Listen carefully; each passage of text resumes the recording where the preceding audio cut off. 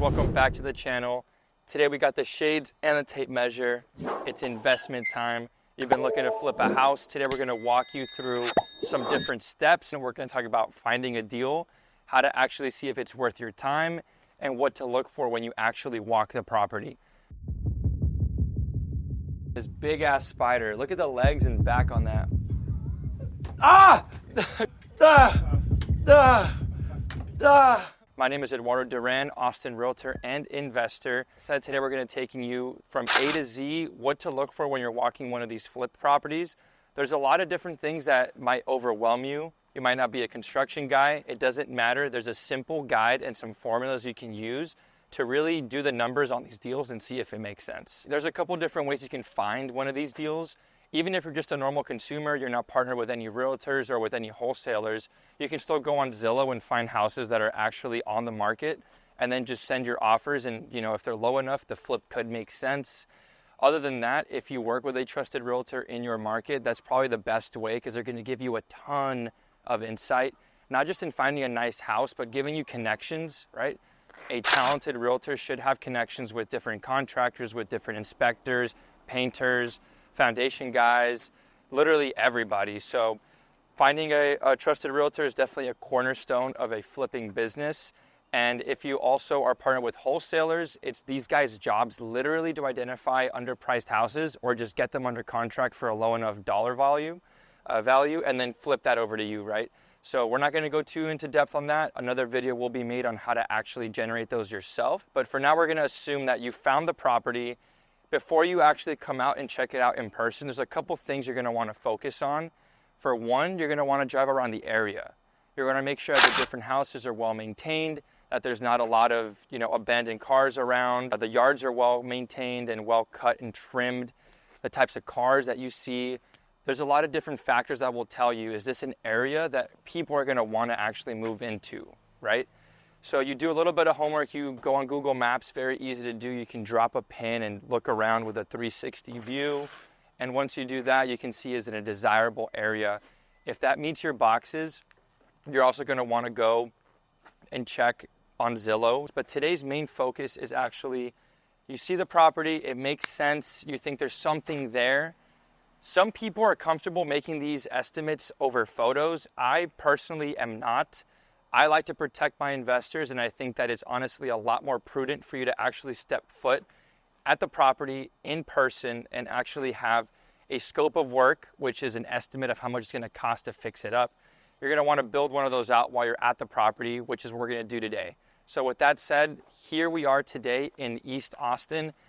We're checking out a home. It's 4 bedrooms, 2.5 baths, and it's about 2,400 square feet. It was built in the 60s. There's a lot of work that needs to be done. I could tell just off the photos, but let's check out. Before we get started on the walkthrough, please grab a pen and paper, write it down. We're gonna cover literally everything. First thing here in the beginning of the tour, the front of the house. If you're flipping a house, it is my belief that you gotta do as much as you can to get it to top of market. You also have to have a strategy in mind, and it's something you gotta talk to your realtor about. If there's no houses in the area that have a super luxe entryway, you wouldn't want to go ahead and do that. You want to go ahead and match the kind of vibe of the neighborhood because you want the house to sell quick. So in this area we're at, definitely the driveway is going to have to get repaired. There's a lot of cracks here. And a lot of people often think that that's associated with foundation damage. They just think cracks mean expensive damage. To tell the truth, this here has nothing to do with the foundation of the house. It's a completely separate concrete slab. Even the driveway that's closest to the house, even this area here is not necessarily connected to the actual slab foundation. So if there's big cracks here, don't worry. That doesn't mean that the actual house has a huge problem. Other things you can notice while you're walking outside the front of the home, other than just general curb appeal, you got to take note of what are the materials that are being used, right? Here we have a little bit of brick. We're going to have brick along the sides and along the pillars in the front. We have a little bit of wood siding. And also note the roof. This is a shingle roof. Typically, most of the houses you'll find are going to have shingle roofs. Very few of them will have metal roofs. If it's a metal roof, the lifespan on that is 50 plus years. So very likely you could just power wash it and keep it. If it's a shingle roof, the lifespan on that is usually 20 to 30 years, depending on the weather of the location you're at. If it was upcapped, you can kind of see if there's granule loss. However, roofing is one of the parts where it's kind of difficult to really tell just from viewing it if it needs to be replaced. So I always operate with the assumption that we're going to have to replace the roof. That's probably in the $15,000 range. Again, if you're in California in an expensive market, don't take these numbers to heart. Right now we're in Texas, we're in Austin. Other factors that affect the price of the roof would obviously be the size, the pitch. So definitely work with a trusted realtor that knows their hyper-local stuff. But $15,000 is a good estimate. Another thing to notice as you walk the front of the home are going to be the gutters. A lot of these houses that are built in the 60s, 70s, even the 80s don't really have gutters, either because they never got them installed or because they got destroyed and they just never got them replaced. I can tell you right now, just from looking at this one, this is good. This is called a splash block. It's going to go ahead and help guide the water the way it needs to go. One of the biggest enemies in home maintenance is water, agua. It gets in the way of, it messes up your framing. If it's leaking, it messes up basically everything in the house is what causes the foundation to shift. So definitely having gutters is very important. This gutter right here is undersized, so this is going to have to be replaced. Gutters is another big thing that you can totally budget another $5,000 for. So keep that in mind. Here in the front, we're going to have, again, nice brick, wood siding, soffit. You're going to want to take note of all these things. And before you walk the property, if you're not experienced especially, you're going to want to show up with a notebook and have a list of the things you want to check, just so you can write down different facts about the property and different findings you see. And also, pro tip, when you're walking through the home, you're going to want to make sure you take a photo or video of everything, right? Because you're not going to be able to come back to the house as you please. As a realtor, I have that luxury. Like, this home is vacant, so I can just come whenever I want. But typically, a lot of these flips are going to be where the owner is still living in the property, or you're going to have to contact a realtor to schedule a showing, right? So definitely keep that in mind. Take photos of everything. One more key note before we walk into the house is going to be the landscaping. Like I said, you need to have your target level of finish in mind. If you're in an area where a lot of the houses are $300K, you're not going to make a lush landscape. However, here in East Austin, a lot of these houses that are new are going for that $700,000-$800,000 range. So definitely going to need a little bit of sprucing up of the lawn care. Here you can see that there's just a lot of gravel, rocks, dead trees, leaves. Definitely going to be another like 10 grand to clear this out and get it nice and ready for a new home buyer. Also, this is where the spider was at, so oh my God. All right, shades are coming off. We're going to start this way. One thing you'll notice is look at the flooring. This here probably used to be carpet and they just ripped it out. Another key point is a lot of these flips are going to have some demolition already started. Like in this one, you can see they already ripped the carpet out. That doesn't mean that it's a huge plus for you because you save on demo costs. Sure, you might save a little bit of money on that, but you should definitely always have a budget in mind, and still it's always going to be more than what you probably expect. Some things you can notice, these cracks are hairline cracks. They're not really super wide for it to be a major structural concern. General rule of thumb, if a crack is a quarter or even ½ inch wide, then definitely that's a foundation problem. To be frank with you, every foundation is going to crack at some point.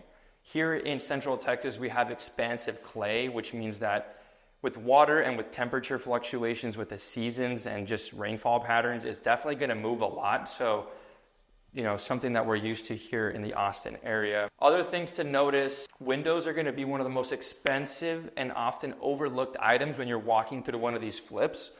Windows cost at the cheapest $600 or $700 an opening, for material and labor, and very easily can be up to like $1,500 per opening. So literally just these two windows right here could be $3,000. You want to have your target ARV, after repair value, in mind. If you're going to be doing a $300,000 house, you don't necessarily need to put Andersen windows in it, which is one of the more expensive brands. So just keep in mind, you're designing these with the end avatar in mind, just so that you can make sure you safeguard your investment and sell that quick, baby. These here are called double hung, which means that both the top and the bottom move.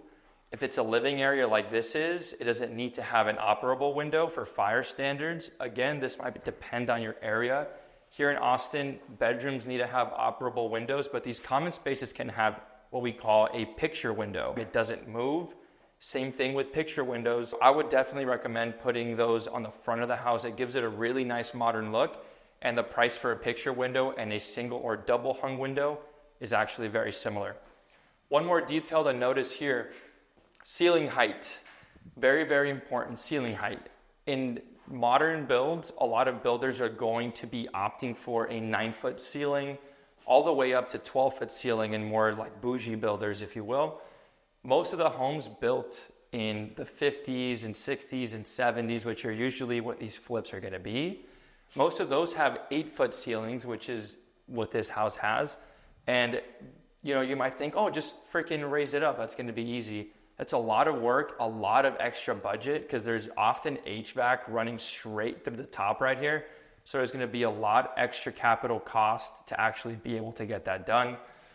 Also, popcorn texture. This is highly undesirable in today's market. My recommendation is you're gonna have to basically get rid of this popcorn.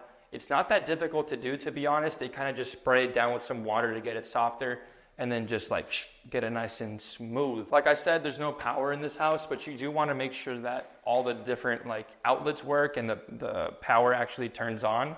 Just because unless they turn off the service like in this house, you can definitely save yourself a lot of money by making sure that those systems are in check. Here we are in the little dining area. The kitchen's right behind me, living room to this side. We're gonna start right here.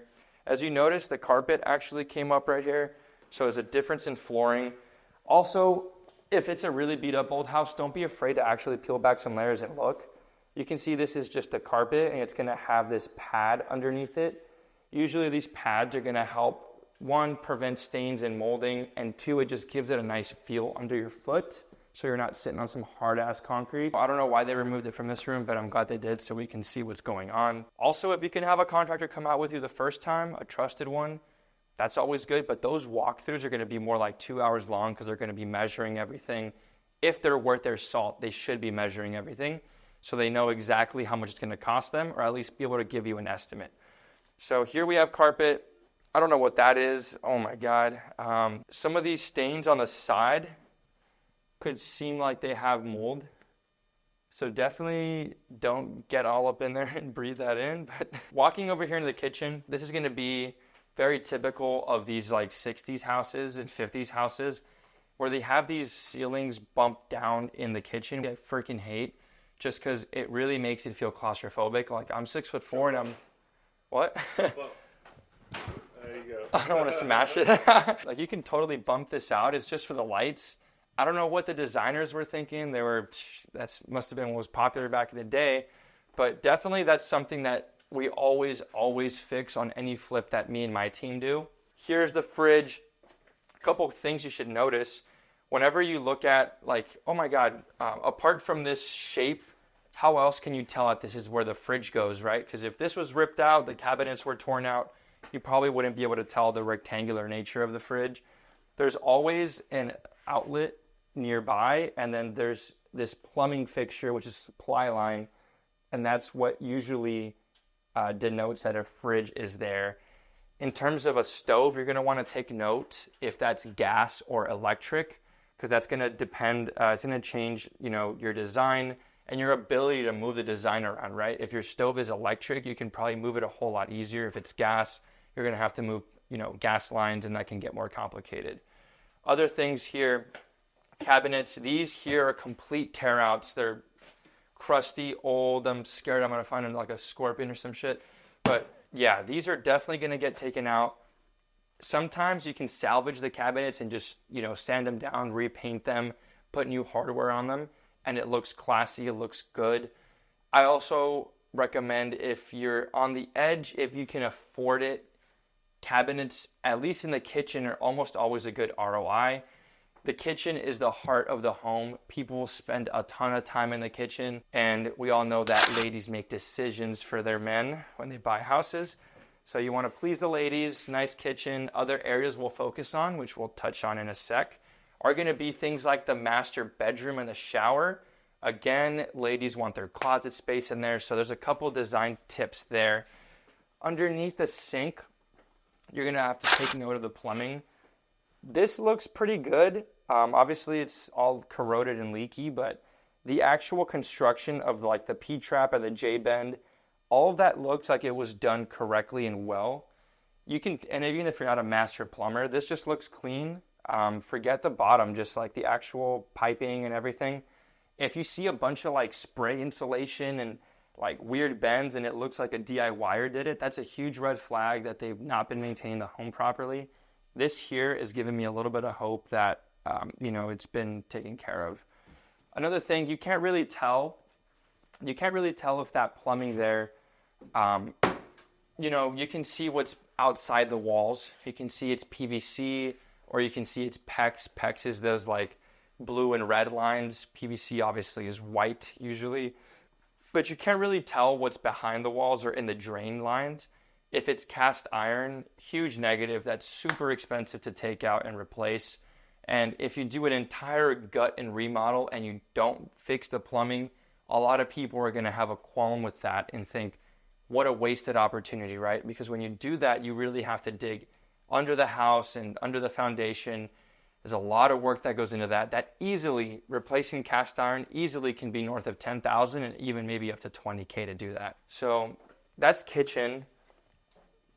Here we are in the living area. And as you're walking through the whole house, you're going to want to take note, like, is this somewhere that I could live? Is this a good flow of the floor plan? You can always alter floor plans heavily, and I mean really heavily, by building up different walls, removing non-load-bearing walls. Definitely consult with a contractor before you just knock out a wall. That can, one, literally kill you or injure a lot of people, and two, definitely will kill your deal because the cost on fixing that will be definitely not in the budget. Here you're going to be able to see different electrical works. If you're not an electrician, don't worry about it. Just kind of see if it looks like it's been maintained well. More importantly, we're going to want to check the MEP systems, mechanical, electrical, plumbing. This, if you're not an electrician, bring your contractor out to check it out. If you can talk to the wholesaler or if you can find out if the house has updated to the higher voltages and amperages of today's appliance needs, the appliances today require a whole lot more than they used to. You might need to rewire the whole house. I would say probably budget $5,000 to $10,000 for a new panel. We'll come back here towards the front. This here is sort of the master bedroom in the current house, which is definitely not good enough if you're going to flip it. Weird carpet, which obviously, don't be afraid of ugly houses. Like, all this is going to get ripped out anyway. So don't worry if there's weird colors or stains or like dog shit. Literally, I've run into that. Don't worry about it. It's part of the game. The uglier the house, the better you can get it price-wise, and probably the better return. And honestly, besides a couple maybe scratches or like shitty smells, it's not going to make a difference in the long term. Maybe more than 1 or 2 days of demoing. Another thing, ceiling fans. I mean, this is like your grandma's house type fan. Definitely getting rid of this. There's so much dust built up on it too. You can tell it probably hasn't been used in months, if not years. Here in the bathroom, this is where it's going to be more important to actually have your tape measure if you want to get more accurate measurements. Again, you're going to want to check the plumbing under the sink just to make sure it doesn't look super raggedy. Check out the closet in here. Pretty healthy closet space. Definitely on the smaller end for a master bedroom, but feasible. And then the bathroom, check that out. Might be some roaches and stuff. There's usually no running water. As you're walking, you're also going to want to take into account what's the current flow of the floor plan and what is the potential flow that is going to make this house just wow the buyer that's going to come after you flip it. This here wouldn't be a wow master bedroom, so let's keep looking and see and get creative about how we can move things around. Other things, while we're here, you're going to see cracks. Like for instance, this crack here, that's not very big at all. Like this is my finger, for example, or like something like that. These here are really not going to be troublesome. Especially, there's two things that are important with these cracks: the size and length, as well as the location. So the location of this, just over the middle of this doorway, not a very big factor. But if we're looking at something like this, where it's near the corner, especially if it's at the corner and it goes this way, that's usually a very bad sign that the foundation is settling. Another way you can tell the foundation has been moving around is if the doors are sticking, they're not opening properly. That's because the doorway has moved a little bit and there's more friction, right? So this one here, you can tell they try to repair it. That's another big red flag. If you can see it, they put they tried repairing something and it's just falling apart. Maybe they're trying to hide a bigger issue, which, fingers crossed, they're not being deceptive like that, but you never know, and you never want to take people's word for this. So let's check out some of these bedrooms. This is nice siding. You might be able to keep this. Also, another tip while we're at this type of paneling, there's a lot of older homes that have nice wooden interior paneling, and a lot of people usually just rip it all out and make it super modern. Sometimes you can have a tasteful renovation that stands out and still is super clean, modern, elegant, but is going to preserve some of the character of the home. And in different neighborhoods, that might be more popular to do. So here in Austin, a lot of people do like to have some of that trendy wooden accent. So I'd say we might be able to keep this. Huge factor when you're renovating a house for flips is the HVAC, which you're going to want to know the age of it. You're going to want to know what model it is. Typical lifespan on HVAC is going to be like 15 years, maybe 20 if it's super well maintained. You're going to want to make sure that you're able to find the manufacturing date, which you can find on a label here on the unit. You can find a lot of information just by reading these things. This here is the furnace, but same thing with furnaces and HVAC. You're just going to make sure that you can actually find out the manufacturing date. Again, 15 years. Usually you're just going to replace them. Replacing a HVAC unit is probably going to be like $6,000, at least here in 2024 in the Austin region, up to like $10,000. It really just depends on how big your house is and how big the unit's going to have to be. Here in the bathroom, again, you always want to check the plumbing. This one looks pretty good. Nice linen closet behind right here, just for towels and whatnot. Another thing right here to notice, a lot of these shower heads from like the 60s, look how small that is. That's freaking crazy. I'd be like trying to hop in under it. This is a super easy fix. You literally just behind this drywall, you're just going to extend the plumbing up and then tee it off up here. So it's not a big deal at all. Like I said, this house only has 2 bathrooms. I know I said 2.5. It really only has 2 to my understanding. We're going to walk around. That's another tip, by the way. Sometimes these wholesalers are used to sending out their templates, like, hey, check out this flip opportunity in this zip code, 3-bedroom, 2-bath, 1,500 square feet. Maybe they forgot to actually switch, the actual facts to the real property because they're just used to sending their template. Maybe 99% of the time they do switch it, but they forgot on this one time they sent it to you. You're going to want to make sure to actually verify the bedroom and bathroom count because that's a huge factor in determining your after repair value. So following me into this room, you'll see, again, windows. Remember, make sure to actually keep track of them because that's one of the more expensive things in a house. Popcorn ceiling in here. Look at the closet. This is a pretty healthy closet size. Nothing crazy, but, doable. So you won't need to be expanding anything there. One thought, though, if we did want to add, let's say you want to add a bathroom to a house, right? Because maybe it's a 3-bedroom, 1-bath. Where that just is not a good ratio, you're going to want to see, okay, where can I put this bathroom? Adding square footage to a house by pouring more foundation and doing all that is a permitting nightmare. At least in Austin, Texas, it is. I would recommend try to avoid that because it's really going to slow down your flip speed.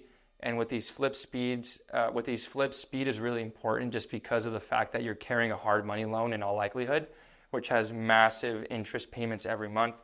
And the reason why I bring up adding a bathroom, if you look at this bathroom here, it's immediately adjacent to that room. So if we wanted to make that room a bathroom, plumbing is usually the most expensive thing that's going to go into forming a bathroom. But one of the easiest ways is to have a bathroom back to back, sharing one wall with another bathroom that already exists. So in here, under the sink, you're going to have three things. You're going to have the hot supply line, the cold supply line, and you're going to have the actual drain, right? If you're trying to build a drain where there's no drainage, that's going to be super expensive to do and very, like, honestly, a lot of contractor labor, a lot of things that can go wrong. If there's already existing plumbing like here, you take the cold line and it's going to be going this way towards this bathroom. You put a little T on it so it goes this way for this bathroom we're in, and it goes to the other side to the other bathroom we're trying to build. Same thing with the hot line, tee it off, and with the drain, you just connect them together, right? So very easy to do, and it's going to save you a lot of money. So now you figured out how to tee off the plumbing in terms of the supply lines. You can do the exact same thing with the shower. Connecting the drain. The drain's usually the more expensive part to do because it needs to be a 3-inch drain. So very easy to do it if it's next to another bathroom, just sharing a wall. One of the best ways to add value to a home. Here, normal bedroom, nothing new we haven't covered. You want to make sure that you're taking videos, something like this. You're going to want to know what's going on there. You can tell that's definitely something that's concerning. Talk to a contractor about that. We're going to go into this next room.